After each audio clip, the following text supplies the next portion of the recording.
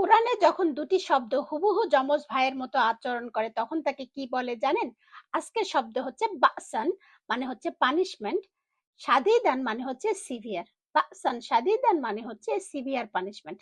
বাসান হচ্ছে শব্দটি ইসম শব্দ, কারণ এটা হচ্ছে একটা আইডিয়া। পানিশমেন্ট একটা আইডিয়া।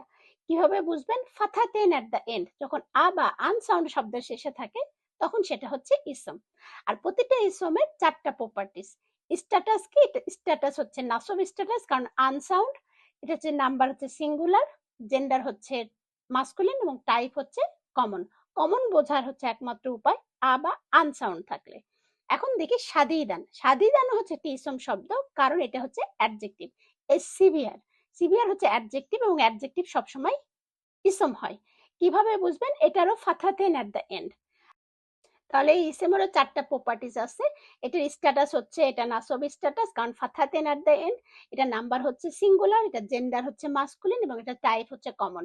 যে কোনো কমন চেনার উপায় হচ্ছে ফাথাতেন থাকলে আপনারা বুঝবেন এটা কমন। এখন গ্রামার সিক্রেট। বাসান সাদিদান মানে সিভিয়ার পানিশমেন্ট, এটা হচ্ছে মৌসুফ সিফা। এবং টুইন ব্রাদাররা তাদের চারটা প্রপার্টিজই শেয়ার করে, যে কোনো একটা দুইটা থাকলে কিন্তু মৌসুফ সিফা হয় না।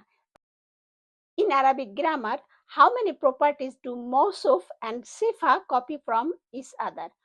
Pause the video and comments it. আর অ্যারাবিক গ্রামার পেতে থাকলে অ্যারাবিক লিখুন। সূরা কাহফ আয়াত 2 শেষ হলে আমি আপনাদের পাঠিয়ে দেব। আসসালামু আলাইকুম।